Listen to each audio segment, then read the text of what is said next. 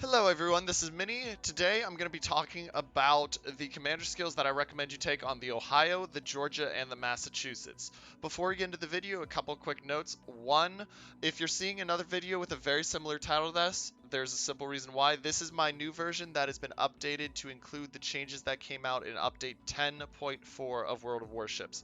The prior version, which now has a giant all capital statement of old version in parentheses after the title, was my 10.3 and prior patch update where it had Deadeye and several other nerfs and buffs to skills that have now been adjusted. Before you get into this, a couple other things. The build I'm going to be using here is specifically one that is designed to be a hybrid for the Ohio, the Georgia, and the Massachusetts, one that works on all three.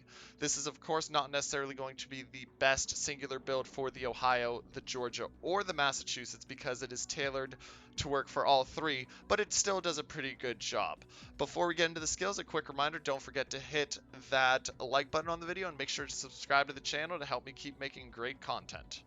So, the American Specials, as I like to call it, I've called this for a long time the true second U.S. battleship line, because you had the Massachusetts, the Georgia, and the Ohio at tier 8, 9, 10 before they came out with the Kansas, Minnesota, Vermont.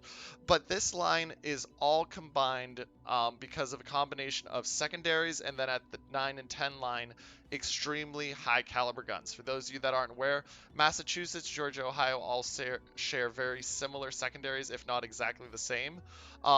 The Georgia and the Ohio have the advantage over the Massachusetts of having 457 millimeter guns, third biggest guns in the game, meaning that they can citadel and overmatch most ships they're going to face. Georgia has 6, of course, Ohio has 8. Georgia's one advantage over the Ohio is that it does have a speed boost, which can put you into a very nice position. Now, I do run Halsey on my American premium battleships, the Massachusetts, the Georgia, and Ohio. So bear that in mind that the skills I take, if you don't have, Halsey won't be quite as effective. Couple reminders in case you forget Halsey's skills. Halsey has Implacable, so if you get a Confederate, that your main battery reload time goes down by 20%. And if you get a double strike, your ship's detectability range drops by 10%. Once again, Untraceable's not likely to be activated in a battleship, but it can happen. But the Implacable talent is really helpful in the late game. Now, Georgia and Ohio, Massachusetts, your first point should absolutely be into gun feeder. 75% time to switch between shell type. Usually it's 50%. Halsey gives you extra 25%, which means on a 26-second reload time, you're going to be able to reload, switch from AP to HE if you're fully loaded in about 6 seconds, 7 seconds, which when you have a DD show up out of nowhere is critical. I like to take IFA personally, just to have the warning about salvos as my other 1 point skill, but I would start with gun feeder. Your 2 point skill is going to be grease the gears. Enhanced skill once again for Halsey, giving you a 25% main battery traverse speed, which is really key when you're once again fighting at close range brawling, or even when you're once again seeing a DD show up. At the tier 3 level, I like the following skills. Long range secondary battery shells. This increases your secondary battery firing range up to 10.9 kilometers, which is more than enough to hammer most ships you're going to face. If you add the flag on for the 5% extra range, it comes to 11.3, puts you at a very strong point. Adrenaline Rush is always good because of the fact that it decreases the main battery and the secondary battery reload time and ups your continuous AA damage. And then your standard basics of survivability so that you get your guns back quicker, you get your engine back quicker, and then you're taking less time on fire and flooding. At the 4 point level, I take Concealment Expert for the 10% lower detectability. That drops my concealment to 13.3. And then I also take Fire Prevention to drop the number of fires to 1. Now, going to talk about the order I take them in a moment, but I want to talk about the other skills and why we don't take them. At the 4 point, Emergency Repair Expert, while tempting for a tank style build, is not worth it enough because you're only taking advantage of half that. You're taking advantage of the extra repair party consumable, and you're taking advantage of the longer consumable action time on the repair party and the the damage control party. You don't get the advantage of an extra damage control party consumable. So while it's nice and they do recommend it, I personally don't find it as useful because you're already having 4 heals, and while a 5th heal is nice, I think there's better points to take. Close quarters combat, secondaries. With the state secondaries are in, I love secondaries and I wish this was worth it. But with the state secondaries are in, I don't see CQC as worth it right now because of the fact that you just lose out on so much. Your secondary batteries aren't giving you that much damage to make it worth it. And while the main battery reload time is nice, once again, if you're going to be playing at mid-range and not up in their face, it's not going to give you that advantage. Improving secondary battery aim falls under the same reason we just talked about. Secondary batteries are not in a good spot right now. They're not terrible, don't get me wrong, but they're not in a good enough spot to justify it. And then finally, Swift and Silence. While I won't call this a trap skill, and it's very tempting to take on the Georgia because of the 10% speed boost, plus the Georgia's ability to have the extended ship boost, which would give you a 4-minute speed boost that'll get your speed up to 45 knots. It's not worth 4 points for the slim time it's going to get used. At the tier 3 level, super heavy AP shells, 7.5% is nice. That takes you from about 15,750 damage on a Citadel to a max of just about 17,000. But the fire extinguishing and the flooding recovery time really just, I can't justify it. Same with the enhanced anti-torpedo protection. Sure, it's nice to have it, but once again, hopefully with the speed and the range you're playing this at, you're not worrying about torps hitting you too much. I do not like that they recommend expert AA marksman and AA gunner. Yes, it would be nice as a battleship, but remember, as a battleship, you still want to be near enough other ships to help, and these points, while they're nice to get that bonus damage, is not worth 5 points that they recommend.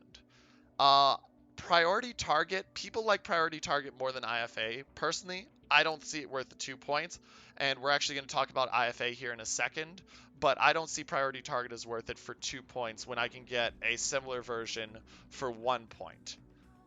Vigilance, torpedo acquisition, it falls into the same thing as this. You're not going to be, if you're getting torped a ton, you're not going to be able to dodge it with 25% quicker line. Consumable enhancement is tempting because of the engine boost consumable action time on the Georgia, but since this is a build for the Ohio, the Georgia, and the Massachusetts, it doesn't give them any bonus, so it's a wasted 2 points on the others. And then you're not going to be firing HE, and even if that much, and even if you are, you don't need to get IFHE. It doesn't give you enough. On your artillery, your HE shell already has 77 millimeters, so it's penning pretty well. And on your secondaries, it's not going to bump it by enough. It's a 25% increase. That's not going to bump 21 millimeter pen up high enough to be able to make it valuable at tier 10. At tier 1, Pyrotechnician. Once again, it's a nice 1-point skill, but you're not firing main battery HE, and sure, you have a slightly better chance on your secondary batteries at 6%, but not worth it. Consumable Specialist. Once again, I don't like that Wargaming recommends this because you're only getting one advantage here. You're getting the spotter or the fighter consumable reload time, and that's a 10% increase, not worth it. Emergency Repair Specialist, once again, 3% decrease, not worth it. Now, preventative maintenance, here's where I want to talk. As you get better at the ships, it is completely acceptable to take IFA off because you need to have your head on a swivel anyway, as my friend Disquarius likes to say, and put on preventative maintenance to be able to lower the chance that your guns get in-capped, you lose your engine, etc. That is a switch that as you become more confident and more comfortable as a player, you should definitely consider making. But to start off, I would recommend IFA and then switch to preventive maintenance later on once you're comfortable. Now, order you're going to take these. I recommend going this order. Gunfeeder, Grease the Gears, Adrenaline Rush, and Concealment should be your first 10 points. Once again, Gunfeeder, Grease the Gears, Adrenaline Rush, Concealment Expert as your first 10 points. 1, 2, 3, 4. After that, the way I work it is I like to go for the long-range secondary battery shells because I do like to have them. They're useful for DDs. Then I like to go for basics of survivability, so that puts me at 13 and 16 points. Then I like to go with fire prevention expert, followed by IFA as your last 1 point skill. Now, there's a couple ways you can vary that. If you're going to be brawling more, you're worried about taking the fires, take fire prevention expert. It's phenomenal because it takes 10% less chance of taking a fire, and you can only have 3 instead of 4. And you can get away with that before long range secondary battery shells or basics of survivability if you want.